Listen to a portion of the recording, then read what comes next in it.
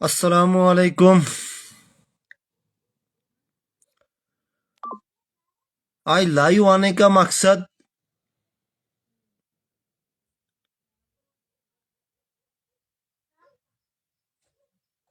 एक ही है। लाइव आना नहीं चाहता था मगर मजबूरन आना पड़ता है, खासकर उन लोगों के लिए जो अपने आप को बहुत बड़ा सियासतदान समझते हैं या वो अपने आप को बहुत बड़ा होशियार समझते हैं। मैं अमृतपुरा की बात कर रहा हूं। कुछ लोग यहां पे अपने आप को, मेरे समझ में तो यही बात आ रही है, वो अपने आप को शायद ज्यादा चालाक समझते हैं और लोगों को बेवकूफ बनाते हैं सियासी रंग देने की वजह से। नेटवर्क की बड़ी प्रॉब्लम है। मैंने कल लाइव आना था मगर नेटवर्क की बड़ी प्रॉब्लम है। हमारे अमृतपुरा में नेटवर्क बड़ा कम आता है, तो मैं थोड़ी सी लाइव इसलिए आ रहा हूं कि जो लोग अपने सियासी मुफाद के लिए यहां के लोगों को इस्तेमाल कर रहे हैं, मैं उन लोगों को कहना चाहता हूं नेटवर्क की बड़ी प्रॉब्लम है। मैं उन लोगों को कहना चाहता हूं कि जो आपकी सियासत है, आपने यहां के लोगों को बर्बाद किया है। जब से आपकी सियासत उरूज में आई है तब से अमृतपुरा के लोग ठोकरें खा रहे हैं। इतना आप चालाक मत बनिए, इतना आप समझदार नहीं है जितने आप अपने आप को समझ रहे हैं कि आप लोगों को बेवकूफ बनाएंगे। यहां के लोग समझदार हैं। मैं यहां के लोगों को मैं कहता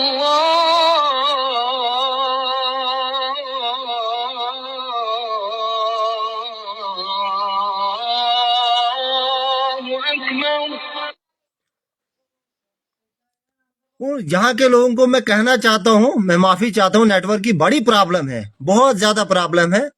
यहाँ नेटवर्क बहुत कम आता है, इसलिए मैं कल लाइव नहीं आया। तो मैं यहाँ की आवाम से गुजारिश करना चाहता हूं कि हर काम सिस्टम से चलता है। हर काम के लिए एक सिस्टम होता है। बिना सिस्टम के कोई काम नहीं चलता है। गाली गुलूज से कोई काम नहीं बनता है। अगर हम गाली गुलूज निकालेंगे उससे हमें अपना नुकसान होता है।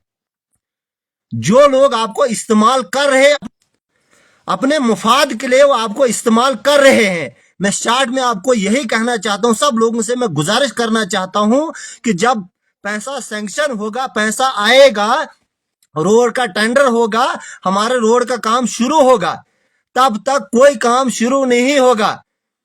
ऐसे प्रोटेस्ट करने से कोई फायदा नहीं। अपने आप को इस्तेमाल मत करो। जो चालाक लोग ज्यादा बनते वो आप, हम लोगों ने पहले भी एक बहुत बड़ी गलती की।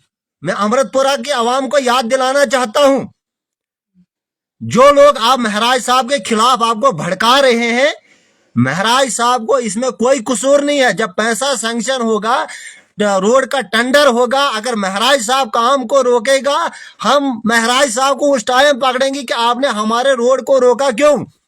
अगर महराज को कसूर नहीं है, नेटवर्क की बड़ी प्रॉब्लम है, तो मैं लोगों से यही कहना चाहता हूं कि महराज साहब को कोई कसूर नहीं है। जो यहाँ सीधे साधे लोग हैं उनको बेवकूफ बना रहे हैं। महराज, आपको याद होना चाहिए, हम लोगों ने पहले भी ये गलती की है। उस टाइम भी कुछ लोगों ने यहाँ के बच्चों को बोला कि सुरुड़ी के ऊपर पथराव कर दो। उस टाइम भी सुरुड़ी को गाली गुलोज दे। उस टाइम सुरुड़ी के हाथ में, सुरुड़ी एमएलए था, चाहे कुछ भी था उस टाइम, अगर सुरुड़ी एमएलए था, सुरुड़ी के हाथ में पावर थी। अगर उस टाइम हमने अपनी जबान का गलत इस्तेमाल नहीं किया होता, उस टाइम भी इन लोगों ने अमृतपुरा से चन्यास तक लोगों को पहुंचाया और वहां सुरुड़ी को गाली गुलोज निकालो और सुरुड़ी वहीं से निकल गया। उस टाइम से आज तक अमृतपुरा के लोगों को खमियाजा भुगतना पड़ रहा है। हम लोगों को आज भी समझ नहीं आ रही है कि हमारी रोड बंद क्यों है। पहले तो ये हमारी रोड किसी खाते में नहीं थी, अब इसकी डीपीआर बनी है। जब इसका पैसा रिलीज होगा, इसका टेंडर होगा बाज़ाब्ता, फिर रोड का काम शुरू होगा। ऐसे प्रोटेस्ट करने से मतलब अपने आप के ऊपर किसी को गाली देना है, अपने आप के ऊपर कुल्हाड़ी मारनी है। तो मैं साफ तौर पर यही कहना चाहता हूं, यहां नेटवर्किंग की बड़ी प्रॉब्लम है कि आप अमन शांति से रहे। जब रोड का पैसा सैंक्शन होगा, पैसा सेंटर से सैंक्शन होता है। पैसा यहां मतलब डिस्ट्रिक्ट डीसी साहब पैसा सैंक्शन नहीं करेगा, एसडीएम साहब पैसा सैंक्शन नहीं करेगा, एसडीएम साहब अपनी तनख्वाह नहीं लगाएंगे इस रोड पे, डीसी साहब अपनी तनख्वाह से इस रोड को नहीं बनाएगा, एमएलए अपनी तनख्वाह से इस रोड को नहीं बनाएगा। जब सेंटर से पैसा रिलीज होगा, उसके बाद टेंडर होगा, फिर रोड का काम शुरू होगा। अगर हमने 15 साल इंतजार किया, हम अगर 1 साल और रुकेंगे, हमें कोई नुकसान नहीं होगा। गाली गलौज निकालने से या कुछ लोगों को कहने की वजह से, अगर कुछ लोग आप लोगों को कहते हैं कि आप एमएलए के खिलाफ प्रोटेस्ट करो, आप एमएलए के खिलाफ बोलो, उससे आप लोगों का नुकसान है, हमारा नुकसान है। यार एमएलए के हाथ में क्या है? एमएलए ने हमारे रोड को रोका है। आप लोगों का नॉलेज खराब है, ऊपर से आप बोल रहे हैं कि एमएलए साहब ने हमारी पिटवाई करवाई है। यार एमएलए साहब जो गरीब के लिए जान देता, आपको याद होना चाहिए जब डोडा में डॉक्टर नहीं बैठता था, एमएलए ने रोया था डॉक्टर के लिए कि डॉक्टर क्यों नहीं बैठ रहा है, वहां मजलूम दर बदर की ठोकरें खा रहा है। एमएलए को घर का कोई आदमी बीमार नहीं था डोडा में, वो पब्लिक के लिए लड़ रहा है, पब्लिक के लिए रो रहा है। तो हमारी रोड का पीछा क्यों? तो लास्ट में यही कहना चाहता हूं, एमएलए साहब को कोई कसूर नहीं, उसके लिए गाली गलौज जो लोग देते हैं उनको मैं रिक्वेस्ट करूंगा कि आप शांति से रहे। वो 5 साल के लिए एमएलए है, उसका पूरे कॉन्स्टिट्यूएंसी की जिम्मेदारी है। जब उसके हाथ में आएगा उस टाइम एमएलए मुझे तो हंसी आती है अपने आप और हमारे लोगों के ऊपर, इतना बेवकूफ दिमाग, इतनी बेवकूफ सोच।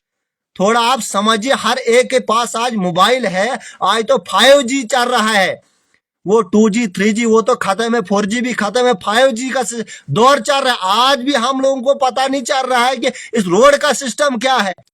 जो लोग आपको इस्तेमाल कर रहे हैं उन लोगों को आप कह दीजिए, जवाब दीजिए मुंह के सामने कि आप चुप रहे। उन्होंने आज तक सियासत हम लोगों के ऊपर चलाई, जो यहाँ की गरीब आवाम है। मैं कहना चाहता हूँ, यहाँ 98% लोग बेरोजगार है, सिर्फ 2% लोग यहाँ मुलाजिम है और अनपढ़ लोग है ज्यादा। उनको मतलब यकीन जल्दी आ जाता है। अगर उनको मैं बोलूंगा कि फलाने ने ये किया, वो बोलेंगे बिल्कुल किया है। उनको बेचारों को उतना पता नहीं है, मगर मुझे जो भी बंदा मिलता है उसको मैं समझाता हूँ कि ऐसे नहीं, ऐसा होगा। और मैं बाकी जो यहाँ पढ़े लिखे ना हो जाए उनसे मैं गुजारिश करना चाहता हूँ कि सब लोगों को आप बता दीजिए कि जब रोड का पैसा आएगा, इसमें टेंडर होगा, काम शुरू होगा, हमारे रोड का काम तुरंत होगा।